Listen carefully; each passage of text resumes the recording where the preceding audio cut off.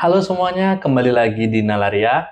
Kali ini kita mau sedikit membahas tentang awal-awal koloni negara-negara Eropa berada di benua Afrika. Pada pembahasan ini juga, nanti kita sama-sama melihat bagaimana arogannya negara-negara Eropa pada masa itu yang membagi beberapa wilayah di benua Afrika menjadi negara koloni mereka masing-masing tanpa sepengetahuan dari bangsa Afrika itu sendiri. Kejadian itu disebut dengan Scramble for Africa.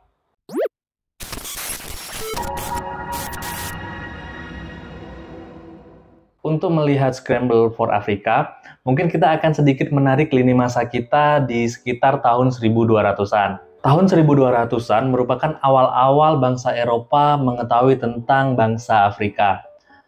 Bangsa Eropa mengetahui bangsa Afrika melalui pedagang-pedagang Arab. Pedagang-pedagang Arab ini mencari emas di beberapa wilayah di Afrika, kemudian menjual emas tersebut di negara Eropa. Tahun berganti tahun, masa berganti masa, negara Eropa mulai menjalin hubungan perdagangan dengan negara-negara Asia. Karena ada beberapa komoditi utama yang dibutuhkan oleh bangsa Eropa ini berasal dari bangsa-bangsa di Asia. Contohnya saja seperti rempah-rempah. Perdagangan ini melalui jalur darat yang melewati beberapa negara di sekitar Laut Mediterania. Hal ini kemudian tiba-tiba berubah. Konstantinopel jatuh di tangan Kesultanan Turki Utsmani. Pada saat itu juga, Kesultanan Turki Utsmani memutus jalur perdagangan antara bangsa Eropa dan bangsa Asia.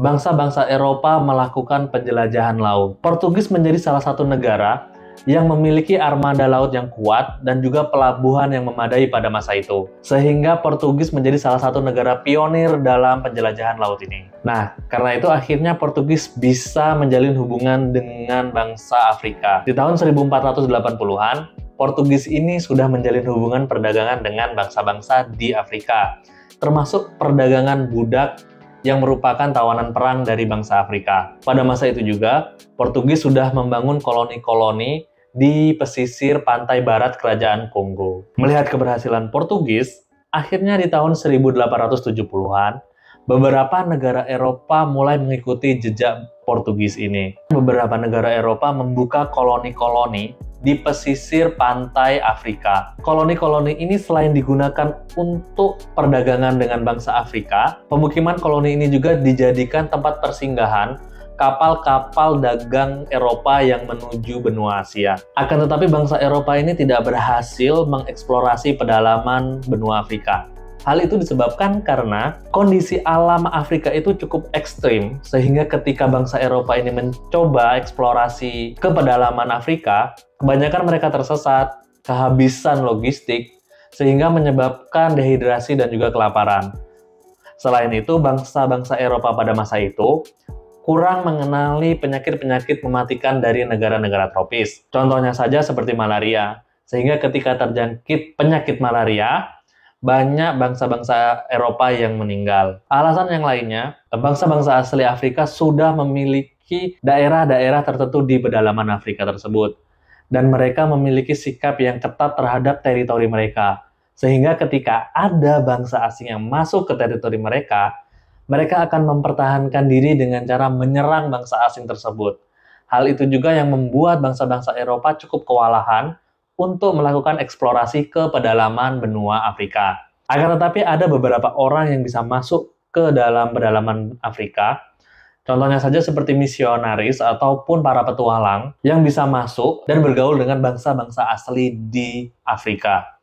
Hal itu dikarenakan mereka tidak berupaya untuk mengambil sumber daya alam yang ada di Afrika. Mereka hanya menyebarkan agama ataupun juga hanya mengajarkan cara hidup yang lebih baik. Masa-masa itu adalah masa bagaimana bangsa Eropa bisa bersinggungan dengan bangsa Afrika. Kalau kita ngomongin tentang kolonisasi bangsa Eropa di benua Afrika, kita nggak bisa terlepas dari salah satu tokoh, yaitu Raja Leopold II dari Belgia.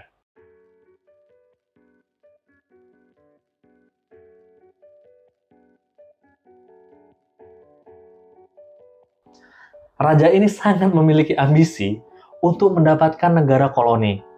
Hal ini dikarenakan mungkin pada masa itu kerajaan Belgia ini termasuk kerajaan yang baru. Sehingga menurut Raja Leopold II, untuk menaikkan pamor kerajaan Belgia harus memiliki negara koloni. Ide ini udah disampaikan nih ke parlemen di Belgia.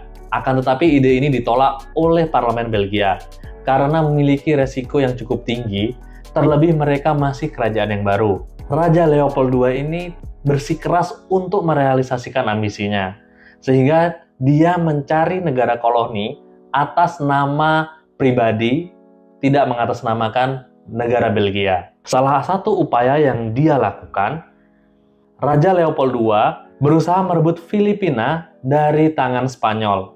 Akan tetapi usaha tersebut gagal, sehingga mau tidak mau, Raja Leopold II mulai merubah target ke daerah lain, yaitu di Afrika, khususnya di Kongo.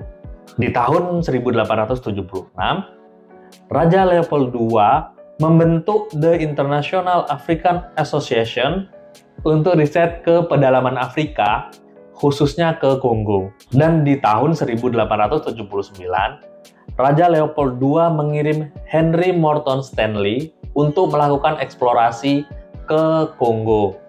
Si Stanley ini merupakan seorang reporter, tetapi dia punya pengalaman untuk mengeksplorasi ke pedalaman Afrika.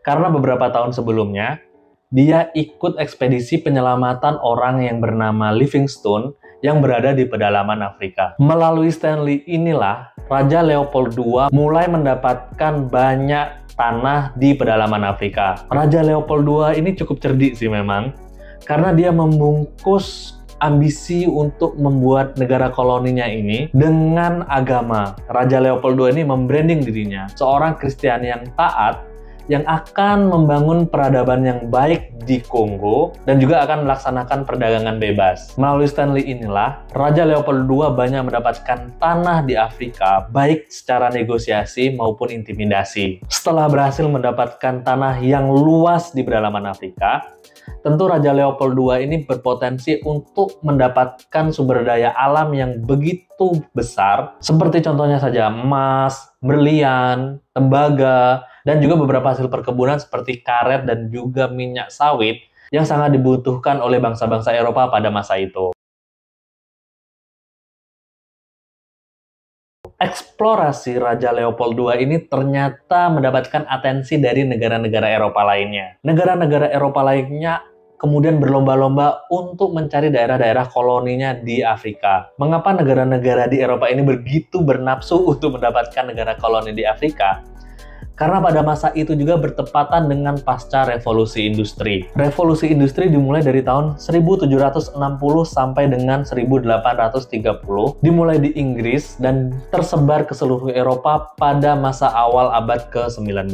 Revolusi industri ini sangat berdampak, baik dari sisi ekonomi, sosial, maupun politik di masyarakat Eropa. Karena ditemukannya mesin uap, sehingga banyak tenaga kerja yang digantikan oleh mesin-mesin, kemudian produksi juga berjalan secara masif dan cepat, sehingga barang-barang hasil produksi yang akan dipasarkan ini menumpuk dan siap untuk dipasarkan. Di bidang politik, revolusi industri ini juga menyebabkan munculnya imperialisme baru. Imperialisme baru ini muncul karena negara-negara Eropa yang mengalami revolusi industri ini membutuhkan tempat-tempat lain ataupun negara-negara lain untuk mendapatkan sumber daya alam dan juga untuk mendapatkan tempat pemasaran hasil produksi mereka. Menurut KBBI, imperialisme ini sendiri merupakan sistem politik yang bermaksud menjajah negara lain untuk mendapatkan keuntungan dan juga mendapatkan kekuasaan yang lebih besar. Jadi cocok nih, momennya ketemu ketika Raja Leopold II berhasil mengeksplorasi Afrika.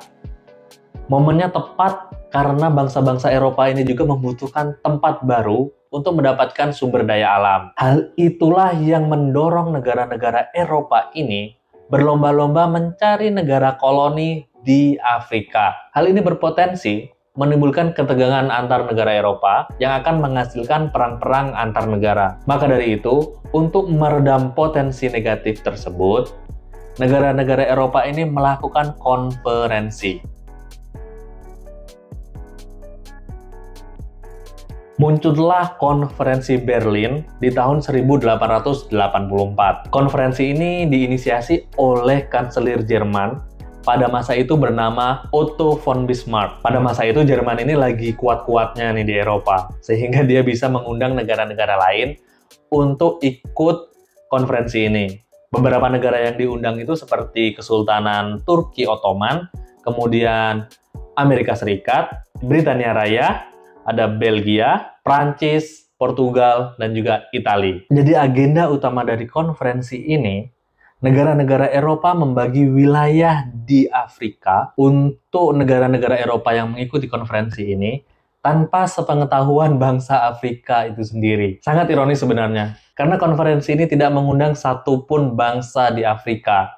Hal ini seperti memperlihatkan arogansi negara-negara kuat Eropa pada masa itu memandang rendah bangsa Afrika. Mereka nggak peduli mau Afrika seperti apa, yang penting wilayahnya sudah dibagi-bagi. Karena hasil konferensi yang seperti inilah memberikan dampak yang cukup tragis bagi negara-negara Afrika. Karena negara-negara Eropa yang mengikuti konferensi Berlin tadi datang ke Afrika dan mengklaim secara sepihak daerah-daerah yang sudah diberikan kepada mereka. Tentu hal tersebut mendapatkan tentangan yang cukup keras dari bangsa-bangsa Afrika yang mempertahankan wilayah mereka. Hal tersebut menjadikan banyaknya jatuh korban dari bangsa-bangsa Afrika. Selain itu, hasil dari konferensi Berlin ini, Raja Leopold II mendapatkan hak eksklusif untuk memiliki daerah Kongo secara pribadi, atas nama dia, atas nama pribadi Raja Leopold II.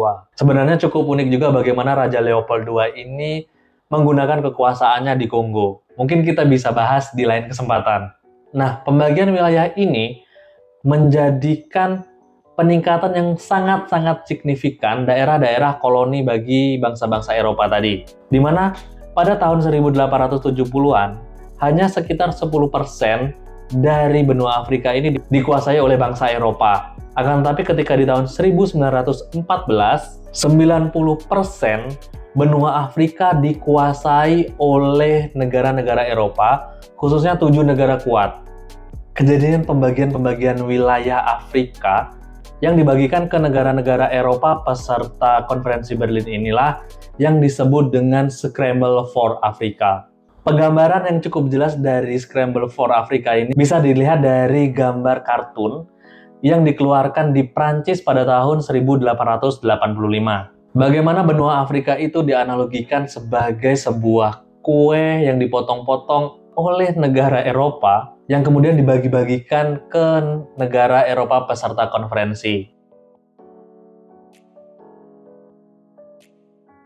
Dari sejarah ini memperlihatkan bagaimana bangsa-bangsa Eropa yang kuat pada masa itu memandang rendah bangsa Afrika.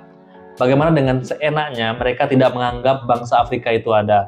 Bangsa-bangsa Eropa yang kuat pada masa itu hanya mementingkan sumber daya alam yang ada di negara Afrika tanpa memikirkan bagaimana nasib dari bangsa Afrika sebagai pemilik sah dari sumber daya alam di situ. Selain itu, dari hal ini juga kita bisa melihat bagaimana jika perkembangan industri tidak diiringi dengan empati. Yang terjadi hanyalah eksploitasi tanpa nurani. Karena mereka hanya memikirkan keuntungan dari industri itu saja, tanpa berpikir dampak negatif dari keuntungan yang mereka dapatkan. Ya, semoga saja sejarah ini memiliki nilai refleksi yang dapat kita ambil, agar tidak terulang lagi sejarah-sejarah kelam seperti ini. Scramble for Africa kayaknya udah cukup sampai di sini. Mungkin kalau ada teman-teman yang mau nambahin, yang mau benerin, ataupun mau kasih pendapat, silakan tulis aja di kolom komentar. Termasuk jika teman-teman mau memberikan kritik dan saran, silakan aja tulis di komentar. Bagi kalian yang suka dengan video ini, jangan lupa subscribe, like, dan juga share video ini. Terima kasih yang udah nonton video Nalaria. Sampai jumpa di video-video Nalaria selanjutnya.